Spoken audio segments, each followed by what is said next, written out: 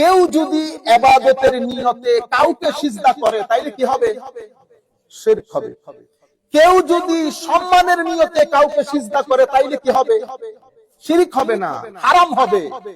আমি এই জন্য চাইতেছি আপনাদের কনসেপচুয়াল ক্লারিটিটা মিলুক। সব জায়গার মধ্যে শিরক ঢুকাই দিয়েন না। শিরক মানে শিরকের গুনার কোনো ক্ষমা নাই। ইন্নাল্লাহ লা ইয়াগফিরু আন ইউশরাকা বিহি, শিরক আল্লাহ ক্ষমা করেন না। ওয়ালাকিন শিরক ছাড়া যত ধরনের গুনাহ আছে আমার আল্লাহ ক্ষমা করে দিতে পারবেন। কেউ কাউকে প্রতিবন্ধকতা সৃষ্টি করতে পারবে না। তাইলে আমি যখন শিরক বলবো, যখন সেখানে শরীক হবে, তাইলে শরীক কেউ যদি ইবাদতের নিয়তে, কিসের নিয়তে? ইবাদতের নিয়তে যদি সিজদা করে তাইলে তো শিরক হয়েছে। আর কেউ যদি সম্মানের জন্য সিজদা করে, ইবাদতের জন্য না, সম্মানের জন্য সিজদা করে, তাইলে কি হবে? হারাম। তাইলে কি হবে? হারাম। এই হারামকারীকে যদি মুশরিক বলেন তাইলে আপনি মুশরিক হয়ে যাবেন। আপনারা বুঝতে পেরেছেন? তাইলে আপনারা জিজ্ঞেস করতে পারেন, হুজুর হারামের জন্য সিজদা এটা কোথা থেকে আসলো? এটা হযরত আদম আলাইহিস সালাম থেকে এসেছে। সব জায়গার মধ্যে এক্সট্রিমিজম দেখায় না। যারা যখন কোন দলিল দেয়, এটা কোরআন সুন্নাহ ছাড়া, হ্যাঁ দলিল তো গ্রহণযোগ্য হইতে পারে, বর্জনীয় হইতে পারে। তো ওনারা সম্মানের সিজদার দলিল প্রত্যেকে আনে, ও হযরত আদম আলাইহিস সালাম যে ফেরেশতাদেরকে বলেছে সিজদা দিতে, সেই জায়গা থেকে। তো এটা তো অবশ্যই ইবাদতের সিজদা ছিল না।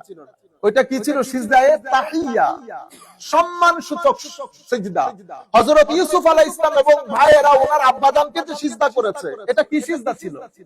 সম্মান সূচক। কিন্তু আমার নবীর শরীয়তের মধ্যে ব্যান করে দেওয়া হয়েছে। আমার নবী হযরত মুআজ ইবনে জাবাল ইরাক থেকে এসে আমার নবীকে সিজদা করে ফেলেছে। মুআজ ইবনে জাবালের মতো জলিলুল কদর সাহাবী। আমার নবী বলতেছেন, মুআজ এটা কেন করলা? মুআজ বলতেছেন, ইয়া রাসূলুল্লাহ, আমি যে এলাকা থেকে আসতেছি, ওরা ওদের ধর্মযাজক, মৌলভী, স্কলার যারা আছে, তাদেরকে, ওদের যে বড় বড় ধর্মযাজক প্রিস্ট আছে না, প্রিস্টদেরকে, আসাকিফাহুম, তাদের প্রিস্টদেরকে সিজদা করতে দেখেছে। আমার নবী করিম সাল্লাল্লাহু আলাইহি ওয়াসাল্লাম ইরশাদ করলেন, মুআজ, আমি যদি কাউকে, কোন মানুষের জন্য সিজদা নাই, আমি যদি করতে বলতাম, স্ত্রীদেরকে বলতাম তাদের স্বামীকে সিজদা করতে। আপনারা বুঝতে পেরেছেন? কিন্তু কখনো এই সমস্ত ইস্যুস নিয়ে আপনারা নিজেদের মধ্যে কথা কাটাকাটি করবেন না, কারণ এগুলার কোনো জ্ঞান আপনাদের ভিতরে নাই। এখানে অনেক ধরনের প্রশ্নের অবতারণা হয়, সেটাও আলেমদেরকে ছেড়ে দেন, আমরাও করি না। আমাদেরকে কেউ জিজ্ঞেস করলে যতটুকু জানি ততটুকু বলি, এরপরে বলি যে আরো বেশি যদি আপনি বড় মনে করেন তাহলে বড়দের কাছে জিজ্ঞেস করেন, আমরা ছোট লোক। ছেলেদের পক্ষ থেকে একটা অনুরোধ ছিল, আমরা নামাজের মধ্যে আমরা যে বিষয়গুলা পড়ি, ওগুলার অর্থ যদি আমাদের জানা থাকে তাইলে আমাদের পড়ানোর মধ্যে আলাদা একটা স্বাদ থাকে। এখন অর্থ না জানার কারণে হয়তো অনেক সময় আমরা বিষয়গুলা সেভাবে ধরতে পারি না। আমরা নামাজের মধ্যে যে শব্দগুলো নরমালি পড়ি, একটা হচ্ছে শুরুতে আল্লাহু আকবার, তাহলে আকবার, আকবার মানে মহান, কবির মানিও মহান, কবির, কবিরের সুপারলেটিভ ডিগ্রি হচ্ছে আকবার, দা গ্রেটেস্ট। তাইলে আল্লাহু আকবার মানে আল্লাহ দা গ্রেটেস্ট। তো আমি যখন বলবো আল্লাহু আকবার, তো আল্লাহু আকবরের সাথে একটা হচ্ছে জবান আর একটা হচ্ছে কলব বাতেন, আমার ভিতরের জগৎ। আমি যখন কলব বাতেনের মাধ্যমে এটা ফিল করব যে পৃথিবীর সবচেয়ে শক্তিধর সত্তার সামনে আমি দাঁড়িয়ে, আল্লাহু আকবার, তখন দেখবেন ওইটার একটা টেস্ট এবং এটা ইনক্রিজ হয়, এটা বাড়ে। নাম্বার 1। আমরা আরো কিছু শব্দ পড়ি, যেমন আলহামদুলিল্লাহ, আমরা জানি সমস্ত প্রশংসা আল্লাহ। সুবহানাল্লাহ, সুবহান মানে পবিত্রতা, গ্লোরি বি টু আল্লাহ, অর্থাৎ সমস্ত পবিত্রতা আল্লাহ। তাইলে আমরা প্রথমে যে দাঁড়াই নামাজের মধ্যে, এই পজিশনটাকে বলে কিয়াম। তাহলে নামাজের মধ্যে মোট পজিশন হচ্ছে 4টা: কিয়াম, রুকু, সুজুদ, কুউদ। কিয়াম, রুকু, সুজুদ, কুউদ। কিয়াম মানে আমাদের স্ট্যান্ডিং পজিশন। এরপরে আমরা রুকুতে যাই, এরপরে আমরা সিজদায় যাই।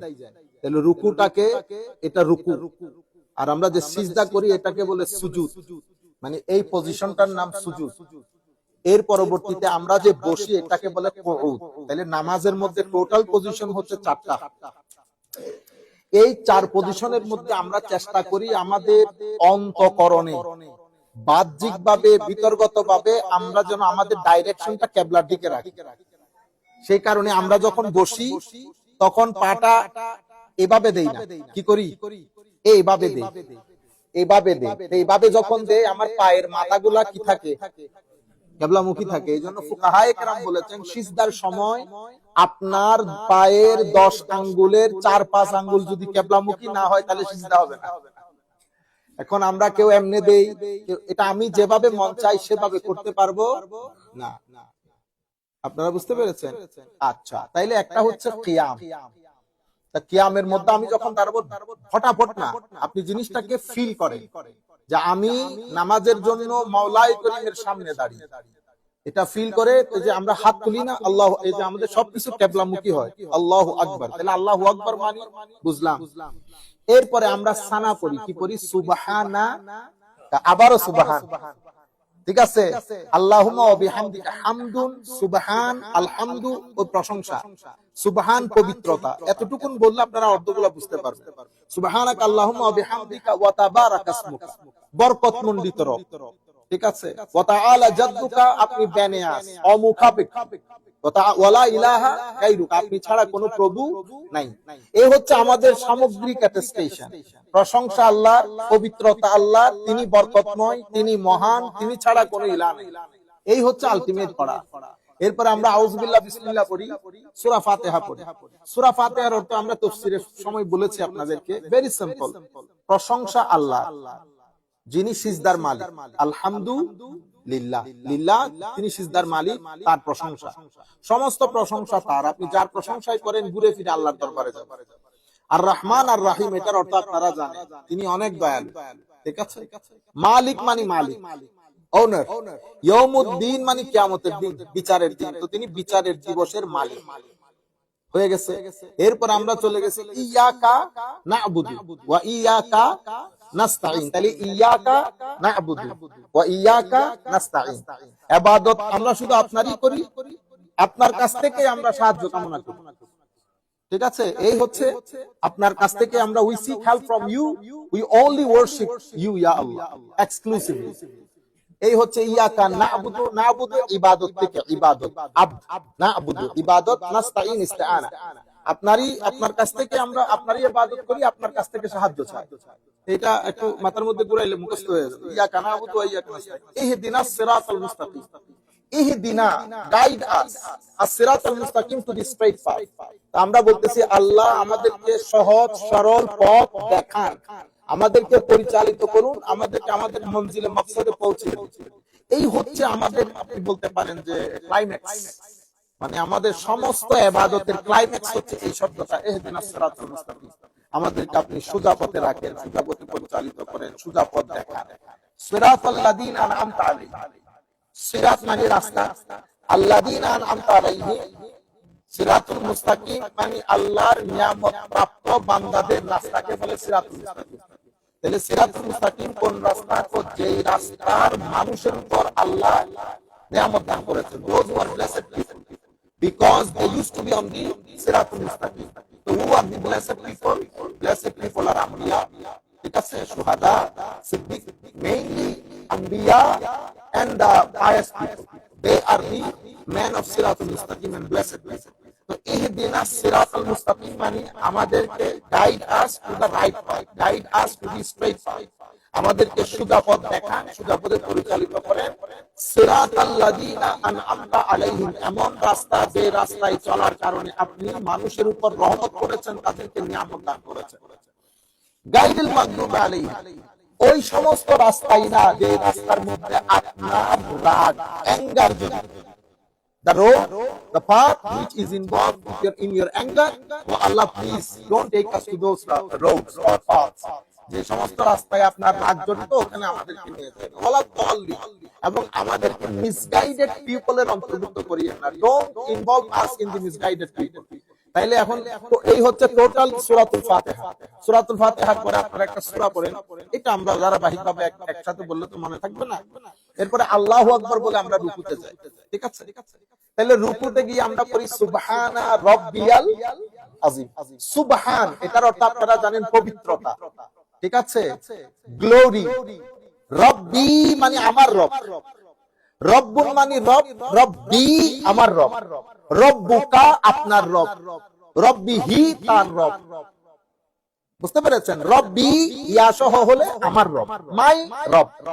যদি বলি রব্বুকা তাইলে আপনার রব, ঠিক আছে। আর যদি বলি রব্বুহু তাইলে তার রব, হিস চেরিশার, মাই চেরিশার, ইয়োর চেরিশার। তাইলে অর্থের ডিফারেন্সটা হচ্ছে কিভাবে, ইয়া দিয়ে, কাফ দিয়ে, হু দিয়ে। তো রব্বি আমার রব, রব্বুকা আপনার রব, রব্বুহু তার রব। এই জন্য আরবিতে যখন আমরা কথা বলি কি বলি আপনাদেরকে, কাইফা হালু কা। আপনার সাথে কথা বললে কাইফা হালু কা, তাহলে আপনি কেমন আছেন, আপনি শব্দটা কোত্থেকে এসেছে, তা থেকে। আমি যদি বলি আপনার বাবা কেমন আছেন, মানে তিনি কেমন আছেন, তখন বলতে হবে কাইফা হালু হু হু, হ্যাঁ ঠিক আছে। অথবা কাইফা হালি আমি কেমন আছি। তাইলে ইয়া, কা এবং হু আমি সংক্ষিপ্ত ভাবে বলতেছি, আর এগুলো অনেক লম্বা হিস্ট্রি, বুঝতে পেরেছেন। তাইলে আমি বলতে চাচ্ছি আপনাদেরকে যে এখানে সুবহানা পবিত্রতা, রব্বি আমার রব, আল আজিম মানে মহান, ঠিক আছে। তো আপনি মহান রবের পবিত্রতা বর্ণনা করতেছেন, মানে রুকুর মধ্যে গিয়ে বলতেছেন আমার রবই সবচেয়ে বেশি পবিত্র। তো আপনি যখন রুকুর মধ্যে এমনি হয়ে এসে বলতেছেন আমার রবি সবচেয়ে পবিত্র, আমার রবি সবচেয়ে পবিত্র, আমার আল্লাহ খুশি হন না? হ্যাঁ, এটা যদি আপনি ফিলিংস নিয়ে বলেন আবার কেমন হয় দেখেন। আপনি যদি 1 মিনিট এমনি হয়ে বলেন আমার রবি পবিত্র, আমার রবি পবিত্র, কেমন লাগে? আমার আল্লাহ কি পরিমাণ খুশি হন বুঝতে পারেন? সীমাহীন খুশি হন। যখন আপনি এটার সাথে আপনার অন্তঃকরণ জড়িয়ে যাবে, তো আবার আরশে আযমের খোদা কি পরিমাণ খুশি হয় আপনি চিন্তা করে দেখেন। এটাকে বলে রুকুর পজিশন। এরপর আপনি উঠেন কি বলে, সামি আল্লাহু লিমান হামেদা। কিন্তু আমরা প্রচলিত ভাবে কি পড়ি, সামি আল্লাহু লিমান হামেদা। কোনো অসুবিধা নাই। নতুন নতুন ডঙ্গালা মৌলবী, কোন মাদ্রাসায় পড়ে নাই, কিচ্ছু পড়ে নাই, পড়ছে ফিলোসফি, আগা নাই, মাথা নাই, শিক্ষক নাই। কারণ এটা তো যার মন চাই কথা বলতে পারতেছে, কোনো অসুবিধা নেই। সব মৌলবী, সব ওয়াজ করে, সব বড় বড় আল্লাহ। সামি আল্লাহ, আদা মানুষ সামি আল্লাহু লিমান হামিদা বলতে পারে, বলে নতুন করে ঠিক করে দিচ্ছে। এটা নতুন শব্দ, এটাকে বলতে হবে সামি আল্লাহু লিমান হামিদা। পারবেন? ইমাম সাহেব আটকে, কত জায়গার মসজিদের ইমাম আটকে গেছে, কারণ আমরা একটা বলতে বলতে অভ্যস্ত। আপনি যদি ঠস করে আমাদেরকে ঠিক করাইতে থাকেন তাহলে পাগল করে ফেলবেন না মানুষ। বাংলাদেশে আর আলেম নাই, সব আলেমরাও দুনিয়া থেকে চলে গেছেন। আমরা ওই মিম্বরের মধ্যে বসে বসে যা মন চাই বলতেছি। ভালো আলেম থাকলে ঘাট বের হয়ে যাবে ওয়াজ করতে, আপনারা বুঝতে পারতেছেন। তাইলে আমরা বলি সামিয়া একটা শব্দ, লিমান দ্বিতীয় শব্দ, ঠিক আছে। সামি আল্লাহ, সামিয়া একটা শব্দ, আল্লাহ দুইটা শব্দ, লিমান তিনটা শব্দ, হামেদাহু, হামেদা হু। আমি যদি আপনাদেরকে বলি আপনারা বলতে পারবেন সামি আল্লাহু লিমান হামিদাহু, পারবেন? কোনো দরকার আছে এগুলো মানুষের কনফিউজ করা? তাইলে আমরা কি বলি, সামি আল্লাহু লিমান হামেদা। তাহলে আপনি বলতেছেন, প্রথমে বলছেন আল্লাহ পবিত্রতা আপনার, পরে ওঠার সময় বলতেছেন আল্লাহ আপনি কিন্তু শুনেন কেউ আপনার প্রশংসা করলে, আপনি কিন্তু কেউ প্রশংসা করলে শুনতে পান, ঠিক আছে। তাহলে সামি আল্লাহু লিমান হামেদা, আমার আল্লাহ যিনি তার প্রশংসা করেন, দোজ হু প্রেজ আল্লাহ, আল্লাহ সুবহানাহু ওয়া তাআলা ক্যান হিয়ার ইট, এটা বলছেন আপনি। এরপরে আমরা সবাই কি পড়ি, রব্বানা ওয়া লাকাল হামদ। রব্বানা মানে আমাদের রব, ও আমাদের রব, লাকাল হামদ সমস্ত প্রশংসা তোমার। আপনি দেখছেন ইবাদত কিভাবে আল্লাহ সাজাইছেন, হয়তো আমরা জানি না বিদায় না, কিন্তু আপনি যখন এটা মাথায় রেখে বলবেন রব্বানা ওয়া লাকাল হামদ, ও আল্লাহ তোমার প্রশংসা সব। দেখছেন আমার আল্লাহ কিভাবে কনসেন্ট্রেট করতেছে আপনার উপর। আরো বল, আরো বল, কি বলবি বল। তখন আমি বলতেছি হামদান কাসীরান তাইয়িবান মুবারাকান ফি। আমি অতটুকু না যাই, শুধু রব্বানা ওয়া লাকাল হামদ কিন্তু ঠিক থাকে, ঠিক আছে। এরপরে আপনি একটু দাঁড়াইলেন, আল্লাহু আকবার। যখন আল্লাহ মহান করে গেলেন, আমার আল্লাহ কি পরিমাণ খুশি হচ্ছে ফিল করেন আপনি। এখন আপনি আপনার শরীরের সর্বোচ্চ সবচেয়ে গুরুত্বপূর্ণ অঙ্গ মাথা, এটা হচ্ছে the best part of your body, এটাকে যখন আপনি জমিনের উপর রাখছেন, and the best part of this is your forehead, এরপর আপনি আপনার পুরা কপাল নাক সহ জমিনের মধ্যে রেখেছেন। আমার আল্লাহর খুশির কোন অন্ত আছে? দেখছেন আমার আল্লাহ বলেন না ফেরেশতাদের পাগলাইয়া করে কি। এরপরে জমিনের মধ্যে বসে বলতেছি সুবহান রাব্বিয়াল আ'লা, আমার রবের পবিত্রতা যিনি সবচেয়ে মহান, যার উপরে আর কোনো মহানত্ব নেই। আল আ'লা মানে মহান। আবারও আপনি বলছেন কি সুবহানা, সুবহানা, সুবহান, যার ভিতরে অপবিত্রতার কোন রেশ মাত্র নাই, তিনি পবিত্র। রব্বি আমার রব, আল আ'লা, মহান, যার মহানত্বের পরে কোনো মহানত্ব নাই, যেখানে মহানত্ব শেষ। আপনি যখন সিজদার মধ্যে, আপনারা জিজ্ঞেস করেন না হুজুর সিজদার মধ্যে অন্য ইবাদত করা যায়, অন্য দোয়া পড়তে পারবেন কিনা? আপনি দোয়া বাদ দেন। যার সিজদায় গেছেন শুধু তার মহানত্ব বর্ণনা করেন, তিনি আপনাকে যা করার করবে, তিনি আপনাকে যা করার করবে। এবার সিজদার মধ্যে যখন আপনি এটা পড়তে থাকেন, সুবহান রাব্বিয়াল আ'লা, সুবহান রাব্বিয়াল আ'লা, আমার নবী হাদিসে পাকের মধ্যে বলছে তখন বান্দা আর আল্লাহ মিশে একাকার হয়ে যায়। আকরাব মানে বান্দা এবং আল্লাহর মধ্যে সবচেয়ে নৈকট্যপ্রাপ্ত এবং নিকটবর্তী জায়গা হচ্ছে সিজদা। যখন বান্দা আল্লাহর অনেক নিকটে চলে আসে, যা বলবেন কবুল করবেন আপনি, কারণ আপনি আপনার সবচেয়ে গুরুত্বপূর্ণ অংশটা মাটির মধ্যে রেখে দিয়েছেন আল্লাহর জন্য। এই জন্য নামাজকে এত গুরুত্ব দেওয়া হয়, এই জন্য নামাজকে সমস্ত সমস্যার সমাধান বলা হয়, এই জন্য নামাজকে ইমাদুদ্দিন বলা হয়। কারণ আল্লাহ রাব্বুল আলামিনের শ্রেষ্ঠত্বের স্বীকার করা হচ্ছে নামাজ, এবং আপনি পুরা নামাজকে এভাবে সাজিয়েছেন। কিন্তু আপনি নামাজের এই বিতর্গত অধ্যায় যখন বাদ যায়, শুধু কেরাতের মধ্যে সীমাবদ্ধ থাকে, তখন এই পুরা বিষয়টা মিসিং হয়ে যায়। আপনি রুকুর মধ্যে যদি ওইটা না রাখেন, সিজদার মধ্যে যদি ওইটা না থাকে, কউদের মধ্যে যদি ওইটা না থাকে, আপনি কউদের মধ্যে বসেছেন, আমি যেন তেন করে বসি নাই, আমি আমার নবীর শিখানো পদ্ধতিতে সমস্ত, আমরা কিবলার দিকে করি না সবকিছু, জিহাতিল কিবলা, জিহাতিল কিবলা, আমার অঙ্গ, আমার শরীর, আমার সবকিছু আমি কিবলার দিকে করেছি, কিবলার দিকে করেছি। আবার এটা মনে করিয়েন না কিবলা বলতে আমরা কাবা শরীফের দিকে করি, কিন্তু আমরা কাবা শরীফের পূজা করি না, আমরা কাবা শরীফের ইবাদত করি না। ফারুক আযম রাদিয়াল্লাহু তাআলা আনহু যখন হাজরে আসওয়াদকে চুমু দিচ্ছিল, ফারুক আযম বলতেছেন, এই পাথর, তুই আমার সামনে, তুই কি, তোর কোনো ভ্যালিডিটি আছে আমার সামনে? আমি আল্লাহর শ্রেষ্ঠ জীব, আমি ফারুক, আমার নবী যদি তোরে চুমা না দিত, আমি তোরে কোনোদিন চুমা দিতাম না, তুই কি? আপনারা বুঝতে পেরেছেন? আল্লাহর সৃষ্টির সর্বশ্রেষ্ঠ সৃষ্টি হচ্ছে ইনসান, ইনসানের উপর আর কোন সৃষ্টি নাই। আপনি কাবাঘর ভেঙে ফেলা আর ইনসানকে হত্যা করা এক জিনিস না, আপনারা বুঝতে পেরেছেন? ইনসানের ইজ্জত লুট করা কাবাঘর ধ্বংসের চেয়েও খতরনাক। কেন? কারণ ওইটা হচ্ছে ডাইরেকশনের দর। ওই ডাইরেকশন যদি আমার আল্লাহ নবীর মাধ্যমে সেট করে না দিতেন, তো এখানে আপনারা আমাদেরকে পাগল করে দিতেন না, কেউ উত্তরে, কেউ দক্ষিণে, কেউ পূর্বে, কেউ পশ্চিমে নামাজ পড়তেন না, তাহলে তো উম্মতের যে ইত্তেহাদ এটা ঠিক থাকতো না। এই জন্য একটা কিবলা করে দেওয়া হয়েছে। নতুবা এই যে আয়াত করেছে, এটা ওয়ালিল্লাহিল মাশরিকু ওয়াল মাগরিব ফাআইনামা তুওয়াল্লু ফাসাম্মা ওয়াজহুল্লাহ, আপনি যেদিকে মুখ করে নামাজ পড়বেন আমার আল্লাহ আছে সেই দিকে, বুঝতে পেরেছেন? সেদিকে আমার আল্লাহ আছে। কিন্তু ডাইরেকশন ঠিক করে দেওয়া হলো কেন? ডাইরেকশন ঠিক করে না দিলে তো আমাদের মধ্যে ইত্তেহাদ পয়দা হতো। তো আমাদের ডাইরেকশনটা ঠিক করে আমরা সবাই এক জিহাতে নামাজ পড়তেছি, কিন্তু আমরা কাবাঘরের পূজা করতেছি না। আমরা শুধুমাত্র আমাদের জিহাদ ঠিক রেখে ইউনিটির জন্য আমরা এক জিহাতে থাকি। নতুবা কাবা মানে এটা বাইতুল্লাহ, বাইতুল্লাহ মানে আল্লাহর ঘর, আল্লাহর ঘর মানে আল্লাহ ওই ঘরে থাকেন সেরকম না। আপনি ওইটাকে বাইতুল্লাহ বলতেছেন তো, আর এটা হচ্ছে আরশুল্লাহ। এটাকে কি বলছে আল্লাহ? আমার নবী আরশুল্লাহ, এটা আল্লাহর আরশ। ওখানে যদি কেউ মনে করে ঘরের ভিতরে আল্লাহ আছে, ঈমান চলে যাবে। আপনারা বুঝতে পেরেছেন? এটাকে বলে এজাফতে শরফ। শরফ মানে আমরা ওই ঘরকে আল্লাহর দিকে নিসবত করেছি ওই ঘরের সম্মানের জন্য। কিসের জন্য? সম্মানের জন্য। যেমন আমরা বলি না আসাদুল্লাহ, হযরত আলী রাদিয়াল্লাহু তাআলা আনহুকে কি বলা হয়? আসাদুল্লাহ। তো আসাদুল্লাহ মানে আল্লাহর সিংহ, সিংহ কই? এগুলা হচ্ছে মেটাফরিক্যালি সম্মানের জন্য আমরা বলতে হয়, সম্মানের জন্য আমরা বলতে হয়। তাহলে আমরা এই যে কিয়ামের পরে রুকু, রুকুর পরে সুজুদ, সিজদা কাকে বলে?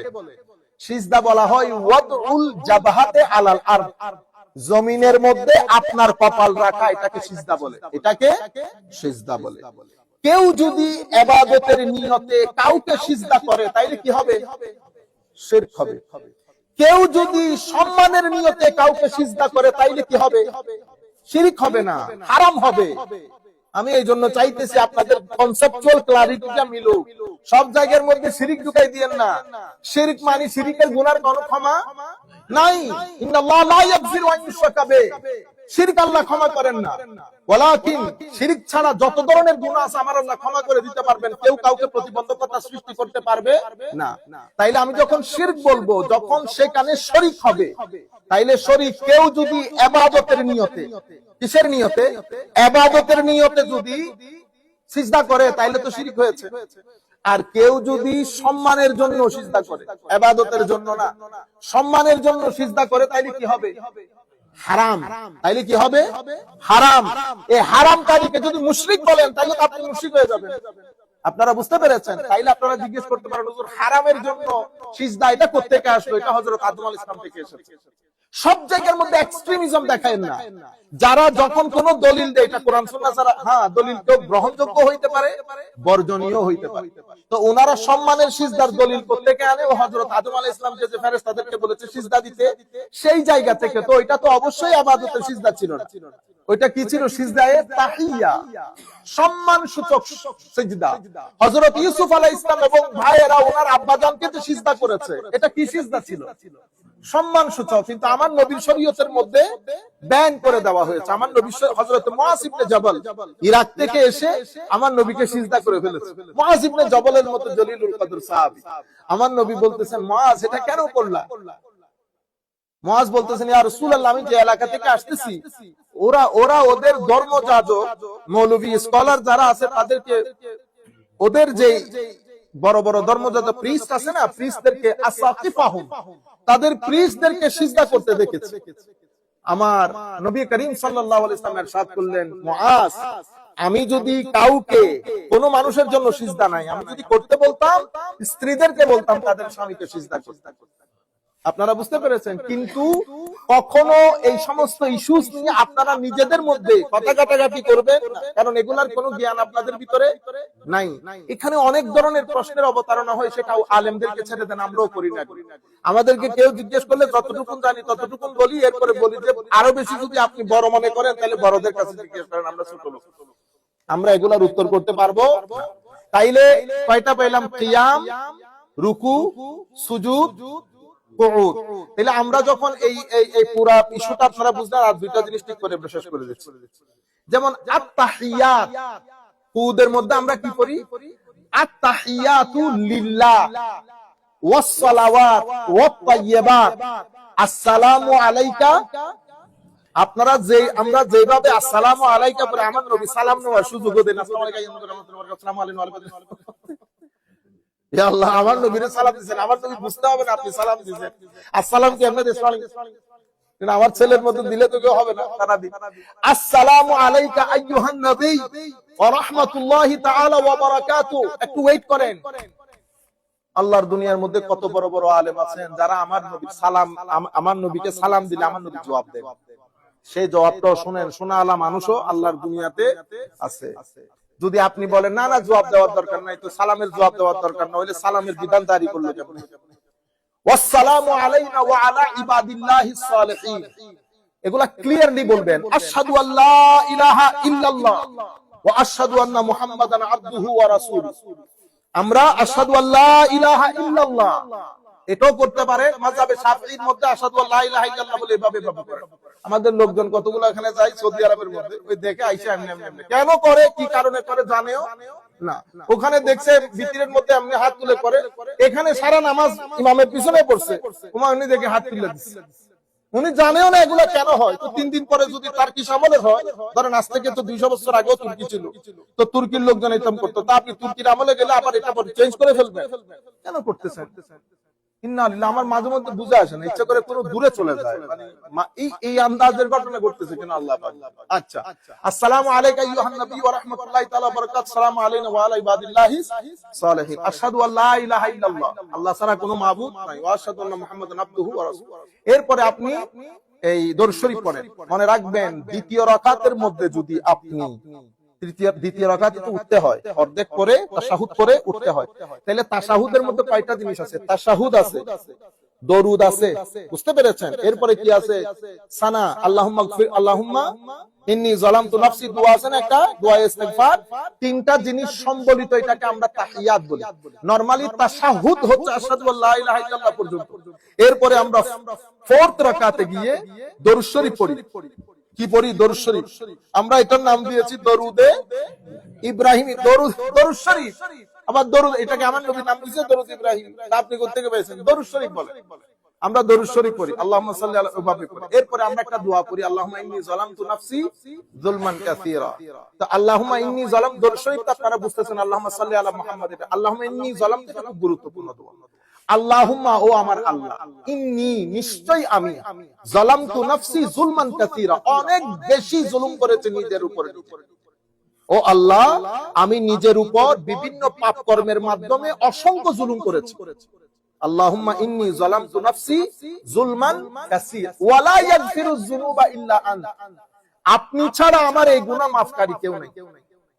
ফাগফিরলি মাগফিরাতাম মিন ইনদিক। আল্লাহ, আপনি আপনার পক্ষ থেকে আমাকে ক্ষমা করে দেন। ওয়ারহামনি, আমার উপর দয়া করেন। ইন্নাকা আনতাল গফুরুর রহিম, আপনি বড় ক্ষমাশীল দয়াশীল। এই দোয়াটা যদি আপনি মনোযোগ দিয়ে পড়েন, দেখছেন একটা ফিলিংস হয় না? আল্লাহুম্মা ইন্নী যালামতু নাফসি যুলমান কাসীরা ওয়া লা ইয়াগফিরুয যুনুবা ইল্লা আনতা। এই যে কথা বলতেছেন তো আপনি আল্লাহর সাথে, ফাগফিরলি মাগফিরাতাম মিন ইনদিক ওয়ারহামনি ইন্নাকা আনতাল গফুরুর রহিম।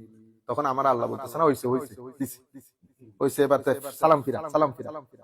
বুঝতে পেরেছেন? আমি এই ফিলিংস গুলার কথা আপনাকে বলছি। যখন এই ফিলিংস গুলা দিয়ে নামাজ পড়বেন, নামাজের টেস্ট ডিফারেন্ট। তাইলে আজকে থেকে যে ইয়াগুলা বলেছি, অর্থগুলো আমার ছেলেদের কারণে, এগুলো একটু একটু করে মনে রাখলে নামাজের টেস্ট গুলা ডিফারেন্ট। নামাজ অনেক গুরুত্বপূর্ণ জিনিস, কিন্তু আপনার একেবারে পুরা দিনের টেনশন, ডিপ্রেশন 2 রাকাত নামাজের মধ্যে শেষ হয়ে যাবে যদি করতে পারে। আর হচ্ছে কোরআনের তিলাওয়াত, একটু সুর দিয়ে পড়বে কোরআনের তিলাওয়াত। ইভেন আপনি যদি খুব বেশি খারাপ অবস্থায় থাকেন, মন টন অনেক খারাপ, আপনি ওই পার্কে চলে যাবেন, আধা ঘন্টা হাঁটবেন। হাঁটার সময় হয় দরুদ শরীফ পড়বেন, নতুবা লা ইলাহা ইল্লাল্লাহ, লা ইলাহা ইল্লাল্লাহ। তখন আপনি ভাব করবেন আপনি আল্লাহর সাথে কথা বলতেছেন, রব্বানা আতিনা ফিদ দুনিয়া হাসানাহ ওয়া ফিল আখিরাতি হাসানাহ। এরকম আধা ঘন্টা করবেন, দেখবেন সেট হয়ে গেছে সব। অনেক টেনশনের মধ্যে যখন থাকবেন, মনে যেন মানে আমি সুইসাইড করে ফেললে ভালো হয়, আর পারতেছি না, লোড না, কিচ্ছু করতে হবে না। আপনি পার্কে চলে যাবেন, শুধু হাঁটা শুরু করেন। হাঁটা শুরু করে আপনি যদি 5 মিনিট বলেন না, আল্লাহ আল্লাহ আল্লাহ, আরে সিনাসো ছিদ্র হয়ে যাবে, কি বলেন আপনি? তখন কতক্ষণ পরে দেখবেন একটা ঠান্ডা হাত আপনার মাথার উপর আপনি ফিল করবেন, কেউ একজন আপনার উপর কি করেছে। তখন দেখবেন একটু খুব ইমোশনাল হয়ে যখন আল্লাহকে ডাকবেন আল্লাহ, তখন দেখবেন কেউ একজন বলতেছে, ও বেটা মন খারাপ করিস না, আমি আছি। বুঝতে পেরেছেন? ফিলের বিষয়। এই জন্য আমার আল্লাহ বলতেছেন, বান্দা তুই যেখানে যা আমি তোর লগে আছি। তুই ফানফুজু লা তানফুজুনা ইল্লা বিসুলতান, যেই কোনায় যাবি যা, তুই যদি মনে করস আমার থেকে দূরে চলে যাবি, আমার রাজত্বের বাইরে যাওয়া সম্ভব না। আল্লাহ রাব্বুল আলামিন আমাদের হামি ও নাসির হোক। এগুলো হচ্ছে আমাদের লাইলাতুল কদর।